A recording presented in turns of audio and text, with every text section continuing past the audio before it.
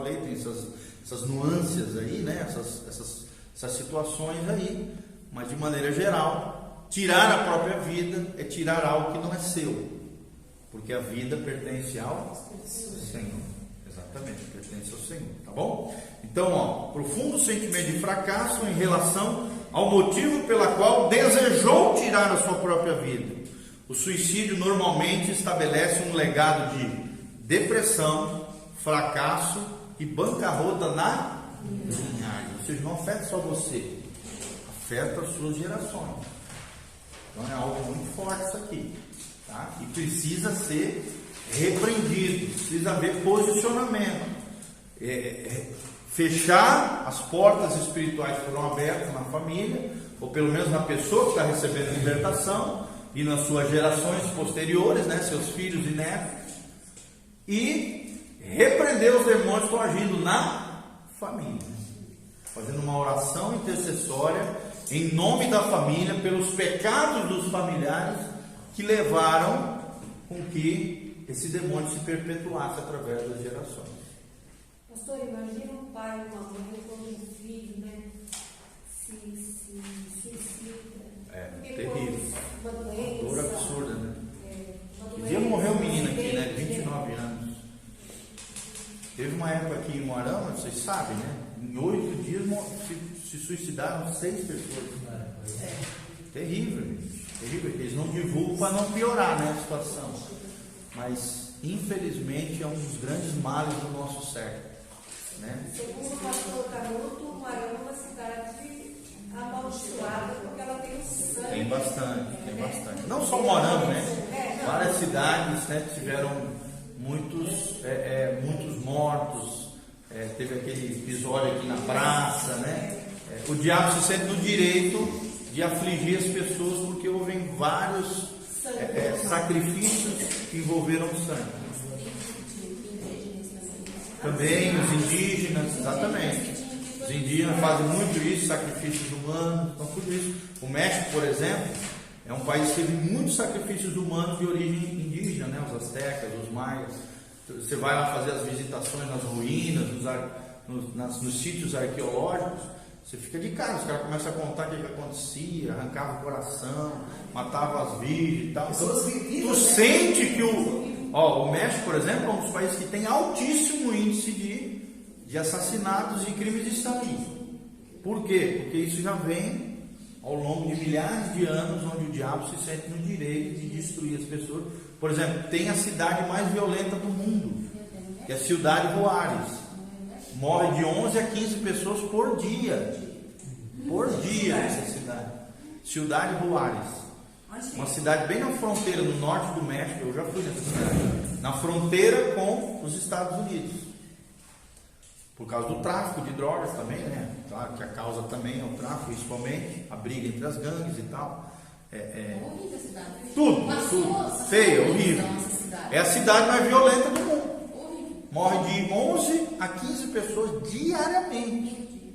Por dia. É a mais violenta do mundo. Pelo menos era, né? Não sei como é que está hoje, mas era a mais violenta do mundo. Tá bom? Tristeza. Vamos lá, sintoma número 8, gente. Ira incontida associada à história de homicídios e crimes na família. Tá? Então, o homicídio invoca um espírito de perseguição e prisão. Sim, invoca sim. Produz uma dívida espiritual e social que transforma a pessoa em prisioneiro ou fugitivo. Por mais que a pessoa não seja pega, né, não pague a sua dívida com a sociedade, o espírito não quer nem saber, continua perseguindo a pessoa. E ela se sente sempre perseguida, né, em prisão, por mais que ela escape das autoridades. Produz essa dívida, né, espiritual e social que transforma a pessoa em prisioneiro ou fugitivo. A pessoa sente-se, né, perseguida e frequentemente em sérios perigos e ameaças de morte. É claro que se ela já acertou com Deus, né, com Jesus, se converteu, ou então e já pagou a sua dívida com a sociedade, amém, está livre, está liberto e tal. Mas, se ainda não, existem essas pendências, existem essas cobranças, tanto da parte espiritual quanto da parte social, tá bom? Uma frase que me marcou muito quando eu fui fazer esse curso da EFOL é que no mundo espiritual não existe impunidade. Anotem essa frase. No mundo espiritual não existe impunidade. Você aprontou em algo que envolveu o mundo espiritual, você pode ter certeza que Deus ou o diabo vai cobrar. Vai cobrar. Não existe impunidade. No mundo nosso aqui, vocês sabem, né? Um mundo de SQF, um mundo de corrupção para todo lado, né? Essa justiça que não funciona, às vezes a polícia que não consegue investigar como devia. Infelizmente, na nossa nação, principalmente, né? Eu estava vendo uma reportagem, no Pará, 90% dos assassinatos não são resolvidos. O índice no Mato Grosso é 73%. São resolvidos.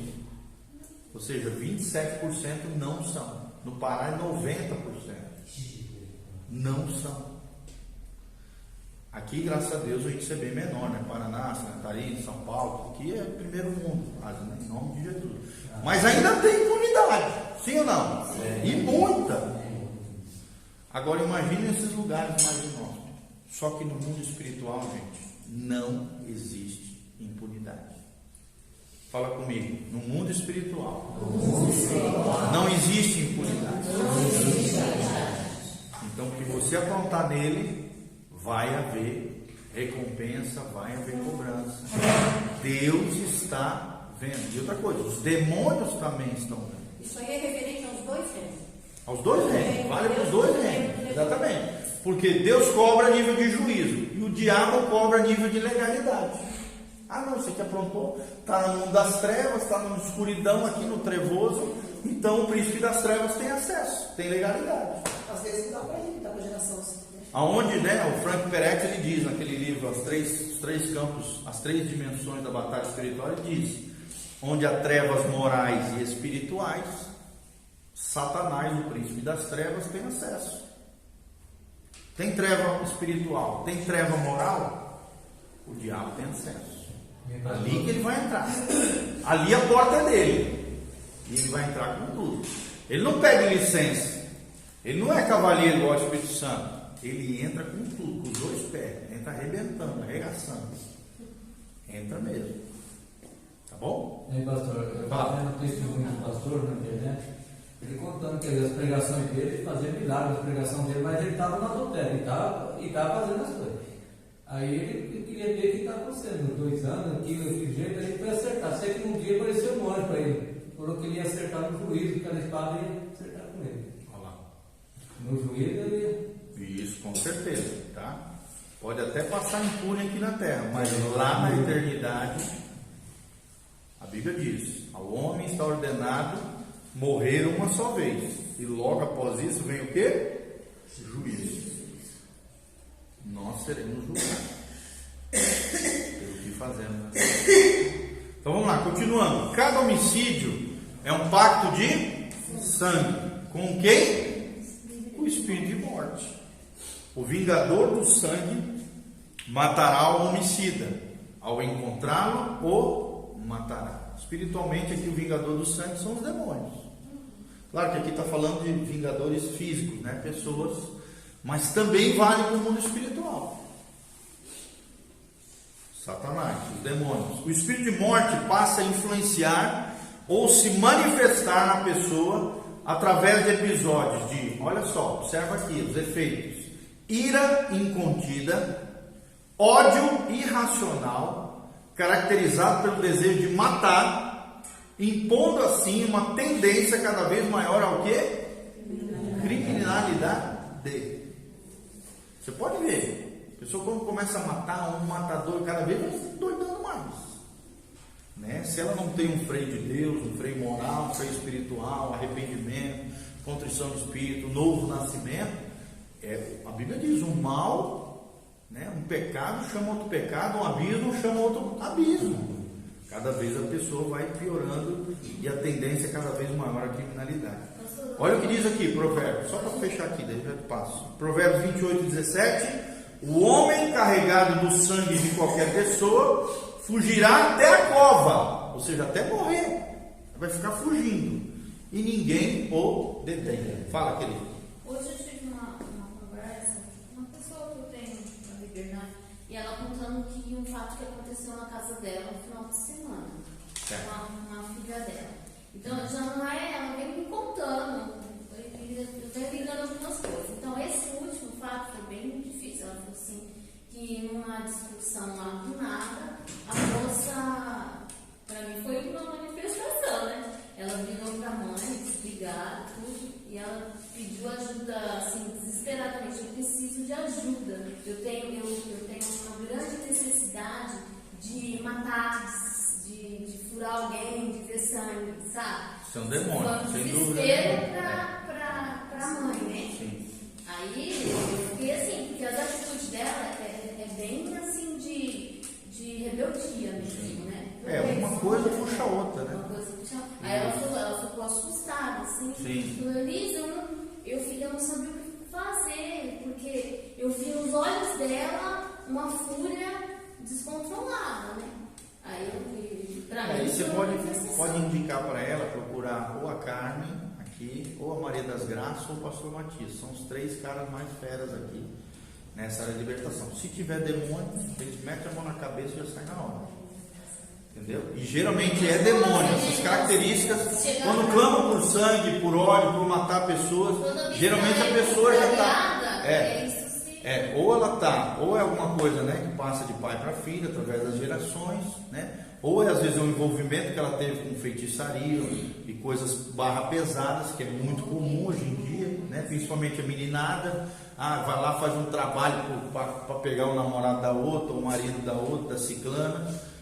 O demônio não quer nem saber, vem vem com tudo para cima da pessoa. É uma família que assim, não tem assim, um Deus, vive. Então eu tenho. E às vezes até o próprio sentimento de ódio, de vingança, de rancor, atrai demônios dessa área. Pela ramificação ali, pelo mapeamento, a mãe tem Provavelmente. um ódio extremo do pai e já vai, sabe, uma coisa ali da outra. Sim. Tá chegando na filha. Tu tem que orientá-la para buscar ajuda aqui. Essas 3 pessoas aqui são bem feras, tá?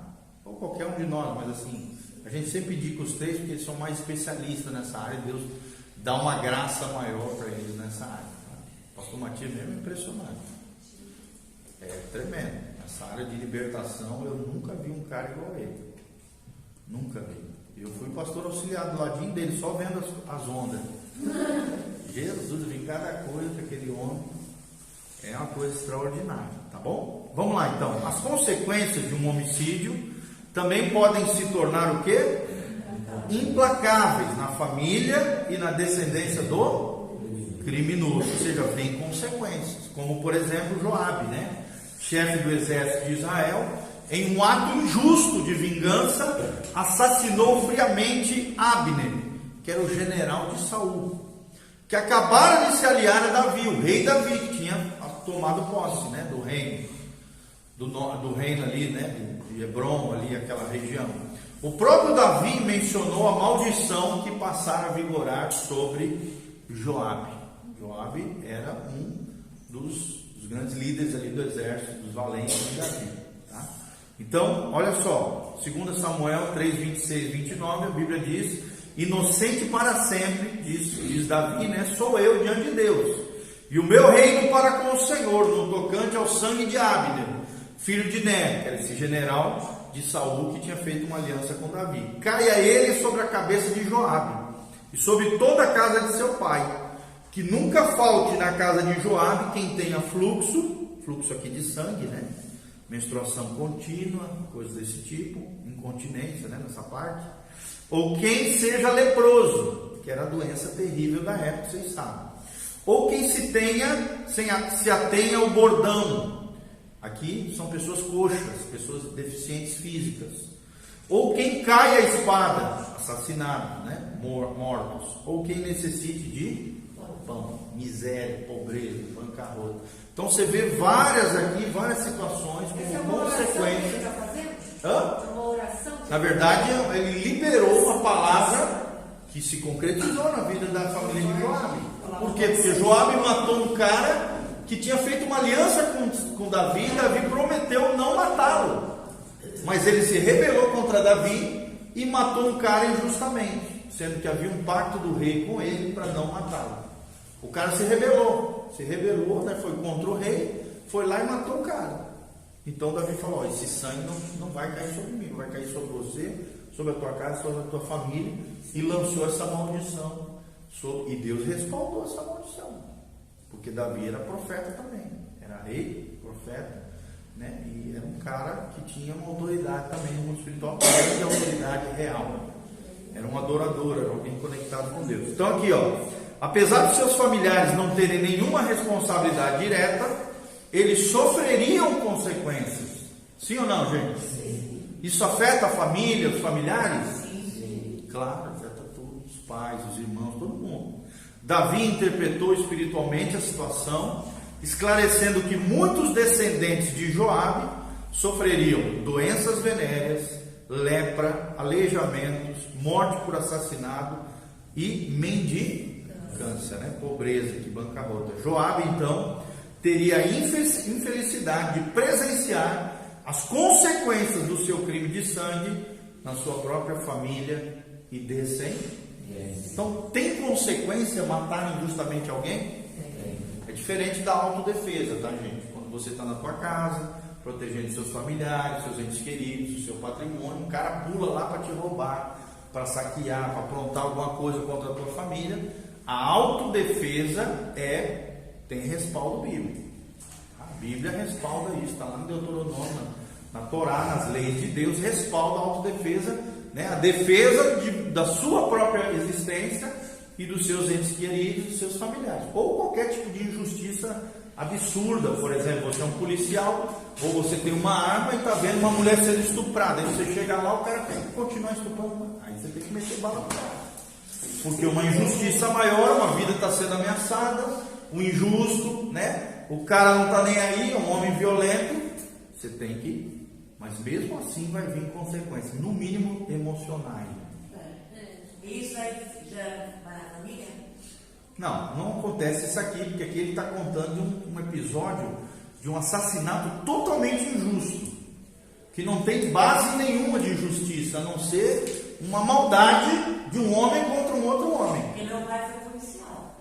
Não, é diferente. O policial mata porque ele está defendendo a sociedade, ele está defendendo os menos favorecidos. Né? O policial que mata por prazer de matar vai sofrer as consequências, mas o policial que mata defendendo os menos favorecidos, ou defendendo a sociedade, ou defendendo uma boa causa, uma causa justa, ele está exercendo a sua profissão e exercendo o seu ofício, que é proteger a sociedade, proteger os injustiçados, proteger aqueles que estão sofrendo. Entendeu? Joabe foi... Nem legalmente ele sofre, agravo, e nem espiritualmente. Entendeu? Respondi? Fala. Joabe foi um herói de guerra. Lá Sim, exatamente.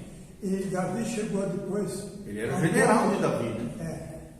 Já quis dizer, esses filhos de Zeruia são mais fortes do que eu. São mais loucos do que eu. É isso mesmo. Filho de Zeruia. Zeruia era o pai deles, né? Exatamente. E foram pessoas que, quando entrou Salomão matou eles, porque já tinha visto esses episódios, rebeldia, essas loucuras, essas doideiras, e falou: não, um cara desse eu não quero perto de mim. Aí liberou uma palavra, o cara pisou na bola, ele foi lá e mandou matar o cara. E ele nem teve condições de pedir clemência para Salomão, né? Ele não foi se esconder no templo para poder se livrar.